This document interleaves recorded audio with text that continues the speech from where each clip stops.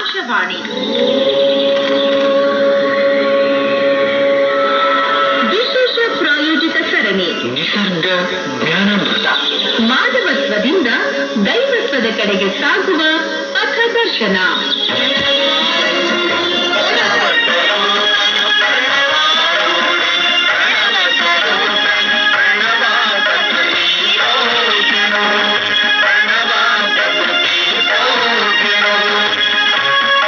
ಪ್ರಾಯೋಜಕರು ಬೈಕು ಸಂಗಣ್ಣ ಯೋಗ ಮತ್ತು ನಿಸರ್ಗೋಪಚಾರ ಕೇಂದ್ರ, ಶ್ರೀ ಗುರು ಬಸವ ಮಹಾಮನೆ, ಮನಗುಂಡಿ, ಧಾರವಾಡ. ನಿಸರ್ಗ ಜ್ಞಾನಾಮೃತ. ಈ ಕಾರ್ಯಕ್ರಮಕ್ಕೆ ಶುಭ ಕೋರುವವರು ಪ್ರಾಚಾರ್ಯರು ಹಾಗೂ ಸಿಬ್ಬಂದಿ ವರ್ಗ, ಹಿರೇಮಲ್ಲೂರ್ ಈಶ್ವರನ್ ವಿಜ್ಞಾನ ಮತ್ತು ವಾಣಿಜ್ಯ ಮಹಾವಿದ್ಯಾಲಯ, ಕಲ್ಯಾಣ ನಗರ, ಧಾರವಾಡ.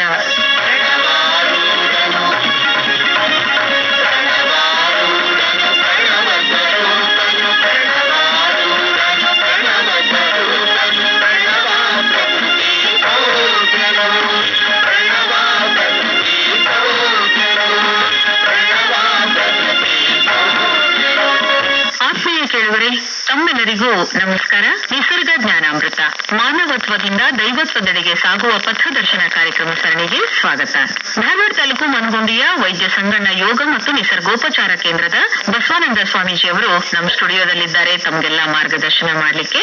ಕೇಳುವರೆ, ಹಿಂದಿನ ವಾರ ಶ್ರವಣ ಮನನ ನಿಧಿಧ್ಯಾಸ ಈ ಕುರಿತಂಗ ಅನೇಕ ವಿಷಯಗಳನ್ನ ಸ್ವಾಮೀಜಿ ಅವರು ನಮಗೆ ವಿಸ್ತಾರವಾಗಿ ತಿಳಿಸಿದ್ರು. ಪತಂಜಲಿ ಯೋಗ ಸೂತ್ರಗಳ ಬಗ್ಗೆ ನಾವು ಹಿಂದಿನ ಕಾರ್ಯಕ್ರಮದಲ್ಲಿ ಕೇಳ್ತಾ ಇದ್ವಿ. ಪತಂಜಲಿ ಯೋಗ ಸೂತ್ರಗಳ ಮುಂದಿನ ಸೂತ್ರ ಯಾವುದು ಅಂತ ಹೇಳಿ ಇವತ್ತು ತಿಳಿಸ್ತಾ ಇದ್ದಾರೆ, ಕೇಳೋಣ. ಈಗಾಗಲೇ ನಾವು ಷಟ್ಕ್ರಿಯೆಗಳ ಬಗ್ಗೆ ನೋಡಿದೀವಿ. ಹೌದು. ಅಂದ್ರೆ 6 ಈ ಶುಚಿತ್ವ. ಶೌಚ ಅಂದ ಕೂಡಲೇ ಸಾಮಾನ್ಯವಾಗಿ ಎಲ್ರಿಗೂ ನೆನಪಿಗೆ ಬರೋದು ಈ ಹೊಟ್ಟೆ ಸ್ವಚ್ಛ ಆಗತ್ತಲ್ಲ ಬೆಳಗ್ಗೆ, ಅದು ಮಾತ್ರ ಅಂತ ಅನ್ಕೊಂಡಿರ್ತಾರೆ. ಆದ್ರೆ ಇಲ್ಲಿ ಪತಂಜಲಿಗಳು ಅಥವಾ ಪತಂಜಲಿಗಳ ಸೂತ್ರದಲ್ಲಿ ಈ ಷಟ್ಕ್ರಿಯೆಗಳು ಬರಲ್ಲ. ನಿಜವಾಗಿ ಷಟ್ಕ್ರಿಯೆಗಳ ಬಗ್ಗೆ ಅವರು ಹೆಚ್ಚು ಮಾತಾಡಿಲ್ಲ. ಮುಂದಿನ ಯೋಗಿಗಳು, ಸಾಧಕರು, ಅವರು ಈ 6 ಕ್ರಿಯೆಗಳನ್ನ ಮಾಡೋದನ್ನ ಹೇಳ್ಕೊಟ್ಟಿದ್ದಾರೆ ನಮ್ಗೆ. ಅದನ್ನ ಹಿಂದಿನ ಸಂಚಿಕೆಯಲ್ಲಿ ಅಂದ್ರೆ 58ರ ಸಂಚಿಕೆಯಲ್ಲಿ ವಿವರವಾಗಿ ತಿಳಿಸಿದ್ದೆ ನಾನು. ಅದನ್ನ ನಾವು ಷಟ್ಕ್ರಿಯೆಗಳ ಬಗ್ಗೆ ತಿಳ್ಕೊಂಡಿದ್ವಿ. ಆ ಷಟ್ಕ್ರಿಯೆಯಲ್ಲಿ ಒಂದು ಕ್ರಿಯೆ ಬಗ್ಗೆ ನಾನು ಮಾತಾಡ್ಬೇಕು ಅಂತ ಅನಿಸ್ತಾ ಇದೆ. ಯಾಕಂದ್ರೆ ಆ ಕ್ರಿಯೆ ಬಗ್ಗೆ ತಪ್ಪು ತಿಳ್ಕೊಂಡು ಜನ ಅನಾರೋಗ್ಯಕ್ಕೀಡಾಗ್ತಿದ್ದಾರೆ. ಆಮೇಲೆ ಮನೆಗಳಲ್ಲಿ ಟೆನ್ಷನ್ ಜಾಸ್ತಿ ಮಾಡ್ಕೊಂಡ್ಬಿಡ್ತಾರೆ. ಈಗ ಅಪ್ಪ ಅಮ್ಮ ಇಬ್ರು ಕೆಲ್ಸಕ್ಕೆ ಹೋಗ್ತಿದ್ದಾರೆ, ಮಕ್ಳು ಶಾಲೆಗೆ ಹೋಗ್ಬೇಕು ಅಥವಾ ಇನ್ನೆಲ್ಲ ಹೋಗ್ಬೇಕು. ಅವಾಗ ಬೆಳಿಗ್ಗೆ ಎಲ್ಲರೂ ಕೆಲಸ ಮುಗಿಸ್ಬೇಕು. ಈಗ ಅಂದ್ಕೂಡ್ಲೆ ಆಮೇಲೆ ಒಂದು ತಪ್ಪು ಗ್ರಹಿಕೆ ಇರೋದ್ರಿಂದ ಅಲ್ಲಿ ಮನೆಗಳಲ್ಲಿ ತೊಂದರೆ ಆಗ್ತಾ ಇದೆ, ಜೊತೆಗೆ ಆರೋಗ್ಯಕ್ಕೂ ಕೂಡ ತೊಂದರೆ ಆಗ್ತಾ ಇದೆ. ಅದು ಭಸ್ತಿಕ್ರಿಯೆ. ಭಸ್ತಿಕ್ರಿಯೆ ಅಂದ್ರೆ ಎನಿಮಾ ಅಂತ ಹೇಳಿದ್ದೆ ನಾನು. ಅಥವಾ ವಯಸ್ಸಾದಂತವರಿಗೆ ಅನುಭವಕ್ಕಿರುತ್ತೆ ಮಲಬದ್ಧತೆ ಅನ್ನುವಂತ ರೋಗ. ಅದು ತುಂಬಾ ಜನ ತಲೆ ಕೆಡಿಸ್ಕೊಂಡ್ಬಿಟ್ಟಿದ್ದಾರೆ. ಮಲಬದ್ಧತೆ ವಯಸ್ಸಾದವರು ನಮ್ಮ ಹತ್ರ ಬಂದಾಗ ಮೊದ್ಲು ಹೇಳ್ಕೊಳ್ಳೋದಿದ್ದೇನೆ, ಇಲ್ಲ ನನಗೆ ತುಂಬಾ ಕಾಡ್ತಾ ಇದೆ ಅದು. ಅವಾಗ ನಾನು ಅವ್ರಿಗೆ ಹೇಳ್ತೀನಿ, ನಿಮ್ಮೊಬ್ಬರಿಗೆ ಅಲ್ಲ, ಅದು ಬಹಳ ಜನರಿಗೆ ಕಾಡ್ತಾ ಇದೆ. ಅದು ಕಾಡುವ ವಿಷಯವೇ ಅಲ್ಲ.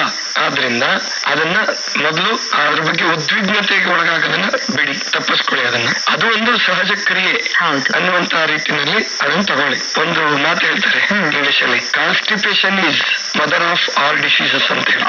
ಮಲಬದ್ಧತೆಯೇ ಎಲ್ಲಾ ರೋಗಗಳ ತಾಯಿ ಅಂತ ಹೇಳ್ಬಿಟ್ಟು ನಿಜ ಕೂಡ. ಅದು ಅಂದ್ರೆ 100% ನಿಜ ಅಲ್ಲ, ಅದನ್ನ ನಾವು ಸರಿಯಾಗಿ ಅರ್ಥ ಮಾಡ್ಕೋಬೇಕು. ಇದು ಸತ್ಯಕ್ಕೆ ಸಮೀಪ ಇದೆ.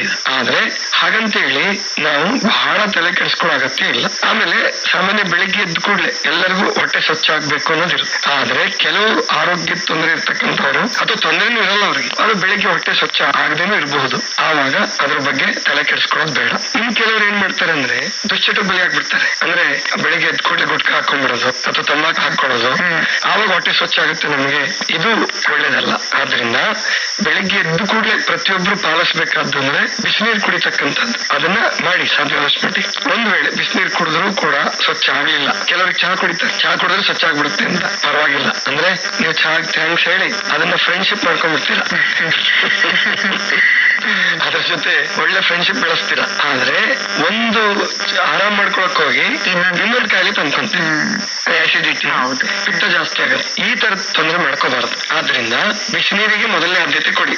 ಆಮೇಲೆ ಇನ್ನೊಂದು ನಾನು ಗಮನಿಸಿದೆ, ನಾನು ಅಭ್ಯಾಸ ಮಾಡಿರೋ ಪ್ರಕಾರ ವಚನ ಸಾಹಿತ್ಯದಲ್ಲಾಗ್ಲಿ, ದಾಸ ಸಾಹಿತ್ಯದಲ್ಲಾಗ್ಲಿ, ಅಥವಾ ಮಹಾತ್ಮರುಗಳು ಧ್ಯಾನದ ಬಗ್ಗೆ ಮಾತಾಡಿದ್ದಾರೆ, ಅಥವಾ ಪತಂಜಲಿ ಯೋಗ ಸೂತ್ರನೂ ಇದೆ. ಇಲ್ಲೆಲ್ಲಿಯೂ ಕೂಡ ಬೆಳಿಗ್ಗೆ ಎದ್ದು ಕೂಡ್ಲೆ ಹೊಟ್ಟೆ ಸ್ವಚ್ಛ ಆಗ್ಲೇಬೇಕು ಅಂತ ಹೇಳಿ ಎಲ್ಲೂ ಹೇಳಿರೋದನ್ನ ನಾವು ಕಾಣೋದಿಲ್ಲ, ಸಿಗಲ್ಲ ನಮ್ಗೆ ಅದು. ಆಮೇಲೆ ಅದ್ರ ಬಗ್ಗೆ ಮಾತಾಡಿಲ್ಲ. ಯಾಕೆ ಮಾತಾಡಿರ್ಲಿಕ್ಕಿಲ್ಲ ಅಂತ ನನ್ಗೆ ಅನ್ಸುತ್ತೆ ಅಂದ್ರೆ ಅದು ತುಂಬಾ ಗಮನ ಕೊಡ್ಬೇಕಾದ ಸಂಗತಿ ಅಲ್ಲ.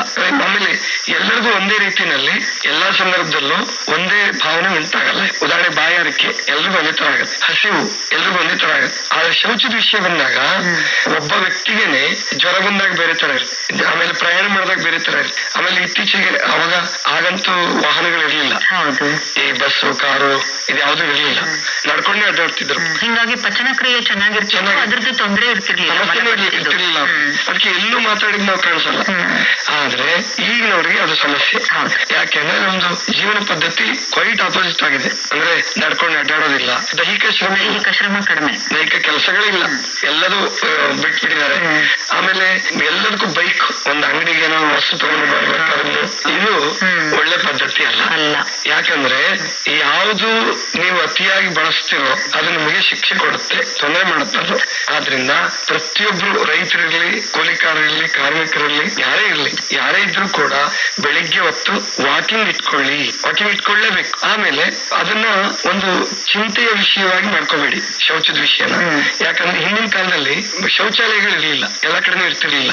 ಆದ್ರಿಂದ ಇವಾಗ ಅದು ಚಿಂತೆಯ ವಿಷಯ ಅಲ್ಲ. ಆಮೇಲೆ ನಮ್ಮ ತಾಯಂದ್ರುಗಳು ಸಂಕೋಚಕ್ಕೊಳಗಾಗ್ಬಿಟ್ಟು ನೀರೇ ಕುಡಿತಿರ್ಲಿಲ್ಲ. ಬಸ್ಸಿಗೆ ಹೊರಟಿದ್ದಾರೆ ಅಂದ್ರೆ ನೀರ್ ಕುಡಿತಿರ್ಲಿಲ್ಲ. ಇನ್ಮೇಲೆ ಹಾಗೆ ಮಾಡಬೇಡಿ. ನೀರನ್ನ ನೀವು ದಿನ ಹೇಗ್ ಕುಡಿತೀರೋ ಹಾಗೆ ನೀರ್ ಕುಡೀರಿ. ಪ್ರಯಾಣದಲ್ಲೂ ಕೂಡ ನೀರ್ ಬೇಕು. ಆದ್ರಿಂದ ನೀರ್ ಕುಡಿಯೋ ವಿಷಯದಲ್ಲಿ ಹೆದರ್ಕೋಬೇಡಿ. ಆಮೇಲೆ ವ್ಯವಸ್ಥೆಗಳಂತೂ ಈಗ ಬಹಳ ಇಂಪ್ರೂವ್ ಆಗಿದೆ, ತುಂಬಾ ಇಂಪ್ರೂವ್ ಆಗಿದೆ. ಆದ್ರಿಂದ ಮೊದಲು ಅದನ್ನ ತಲೆಯಿಂದ ತೆಗೆದಾಕ್ಬಿಡಿ, ಚಿಂತೆ ಮಾಡೋ ವಿಷಯ ಅಲ್ಲ. ಎರಡನೇದು, ಅದ್ರ ಬಗ್ಗೆ ಈ ಮನೆಗಳಲ್ಲಿ ಏನ್ ಮಾಡ್ತಾರೆ ಅಂದ್ರೆ ಬೇಗ ಮುಗಿಸ್ಬಿಡು, ಹುಡುಗರಿಗೂ ಟೆನ್ಷನ್ ಮಾಡಾಕ್ಬಿಡ್ತಾರೆ, ಅದಕ್ಕೂ ಅವ್ರಿಗೂ ಟೆನ್ಷನ್ ಮಾಡಬೇಡಿ. ನೀವು ಸಹಜವಾಗಿ ರಾತ್ರಿ ಹೊತ್ತು ಆಹಾರದ ವಿಷಯದಲ್ಲಿ ಸ್ವಲ್ಪ ಯೋಚನೆ ಮಾಡಿ. ಅದು ಮಕ್ಕಳಿಗೂ ಕೂಡ ಅಷ್ಟೇ ನಾನು ಹೇಳೋದು. ಆಹಾರದ ಬಗ್ಗೆ ಬಂದಾಗ ನಾನು ವಿವರವಾಗಿ ಮಾತಾಡ್ತೀನಿ ಮುಂದೆ, ದೈಹಿಕ ಆರೋಗ್ಯದಲ್ಲಿ ಬರುತ್ತೆ ಅದೆಲ್ಲ. ಆದ್ರೆ ತುರ್ತಾಗಿ ಇವಾಗ ಆಧ್ಯಾತ್ಮಿಕ ಆರೋಗ್ಯಕ್ಕೂ ಕೂಡ ನಮ್ಮ ಈಗ ಪ್ರಾಣಾಯಾಮ ಮಾಡೋದ್ರ ಬಗ್ಗೆ, ಯೋಗಾಸನ ಮಾಡುವಾಗ ಹೊಟ್ಟೆ ಸ್ವಚ್ಛ ಆಗ್ಲೇಬೇಕಲ್ರಿ ಅಂತ ಕೇಳ್ತಿರ್ತಾರೆ. ಆದ್ರಿಂದ ನಾನು ಉತ್ತರ ಹೇಳೋದೇನಂದ್ರೆ, ರಾತ್ರಿ ಊಟವನ್ನ ನೀವು ತಡವಾಗಿ ಮಾಡಬೇಡಿ. 9 ಗಂಟೆ 10 ಗಂಟೆ ಹಿಂಗ್ ಮಾಡಬೇಡಿ. 7 ಗಂಟೆ ಒಳಗಡೆ ಮುಗಿಸಿದ್ರೆ, 6 ಗಂಟೆ 6:30 ಮುಗಿಸಿದ್ರೆ ನಿಮಗೆ ಬೇಯಿಸಿದ ಆಹಾರ ತಿಂದ್ರು ಏನಾಗಲ್ಲ. ಆಮೇಲೆ ಹೊಟ್ಟೆ ಕೂಡ ಸ್ವಚ್ಛ ಆಗುತ್ತೆ ಬೆಳಗ್ಗೆ.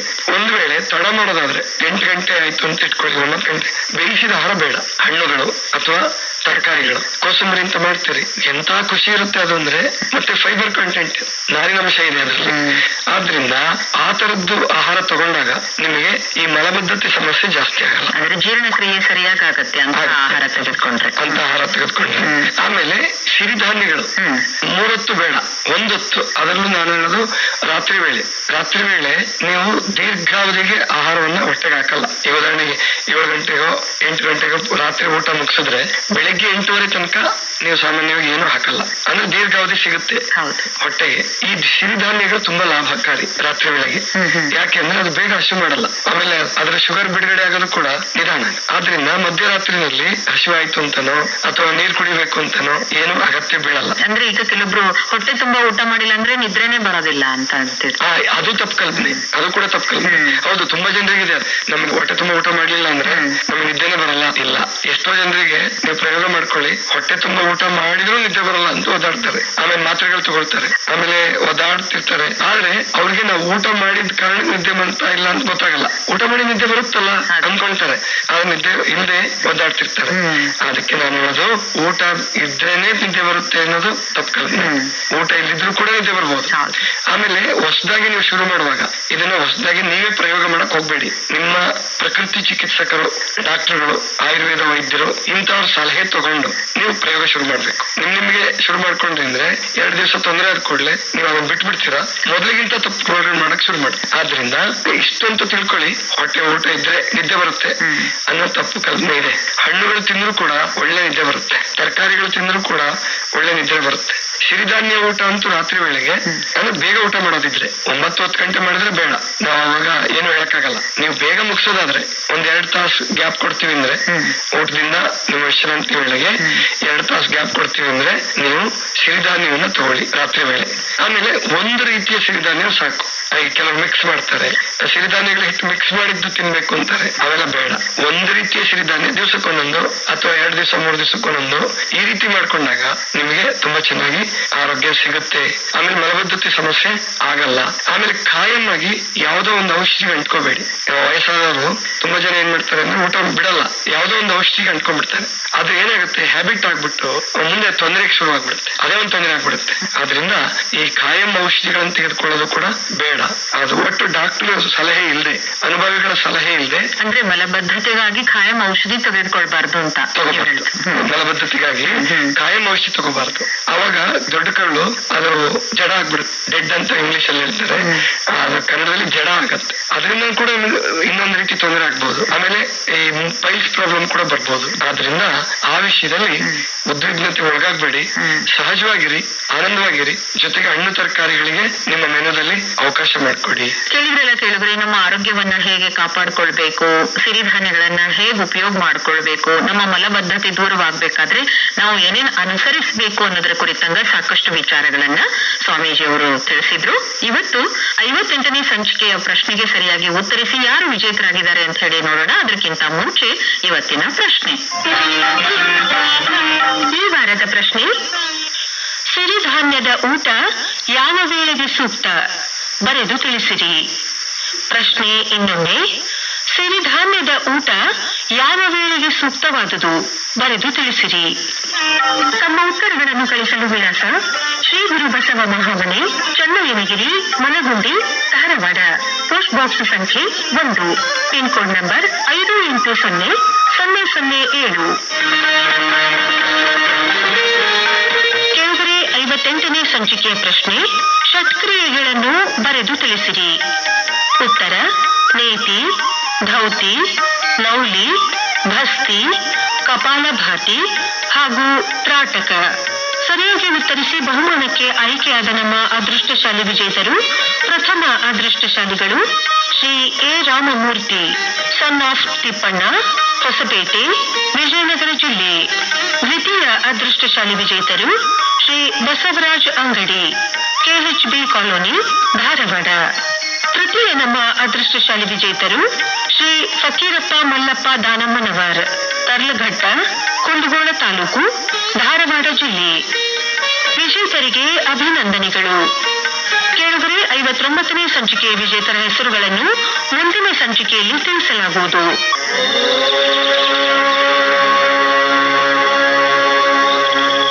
ಇದುವರೆಗೆ ನಿಸರ್ಗ ಜ್ಞಾನಾಮೃತ, ಮಾನವತ್ವದಿಂದ ದೈವತ್ವದ ಕಡೆಗೆ ಸಾಗುವ ಪಥದರ್ಶನ ವಿಶೇಷ ಪ್ರಾಯೋಜಿತ ಸರಣಿ ಕಾರ್ಯಕ್ರಮ ಪ್ರಸಾರವಾಯಿತು. ಭಾಗವಹಿಸಿದ ತಜ್ಞರು ಶ್ರೀ ಬಸವಾನಂದ ಸ್ವಾಮಿಗಳು, ಶ್ರೀ ಗುರು ಬಸವ ಮಹಾಮನೆ, ಮನಗುಂಡಿ, ಧಾರವಾಡ. ಈ ಕಾರ್ಯಕ್ರಮಕ್ಕೆ ಶುಭ ಕೋರುವವರು ಪ್ರಾಚಾರ್ಯರು ಹಾಗೂ ಸಿಬ್ಬಂದಿ ವರ್ಗ, ಹಿರೇಮಲ್ಲೂರು ಈಶ್ವರನ ವಿಜ್ಞಾನ ಮತ್ತು ವಾಣಿಜ್ಯ ಮಹಾವಿದ್ಯಾಲಯ, ಕಲ್ಯಾಣ ನಗರ, ಧಾರವಾಡ. ನಿರೂಪಣೆ ಜಿ ಸುರೇಖಾ ಸುರೇಶ್. ಸಂಯೋಜನೆ ಸೋಮಶೇಖರ್ ರೂಳಿ. ನಿರ್ಮಾಣ ನೆರವು ಶೈಲಜಾ ರಾಜ್ಕುಮಾರ್. ನಿರ್ಮಾಣ ಶರಣಬಸವ ಚೋಳೀಲ್.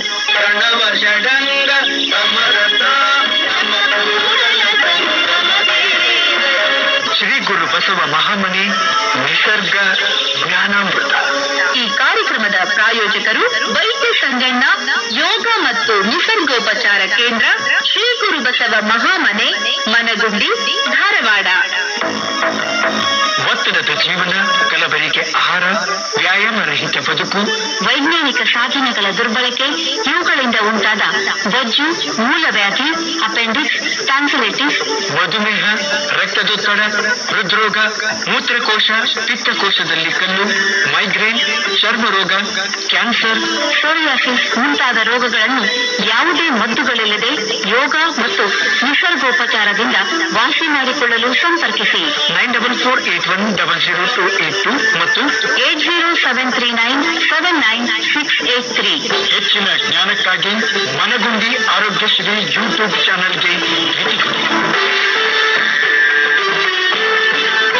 ಧಾರವಾಡ ಕೇಂದ್ರದಲ್ಲಿ ಸಿದ್ಧಪಡಿಸಲಾದ ಈ ಕಾರ್ಯಕ್ರಮ ಕಲಬುರಗಿ ಕೇಂದ್ರದಿಂದಲೂ ಪ್ರಸಾರವಾಯಿತು.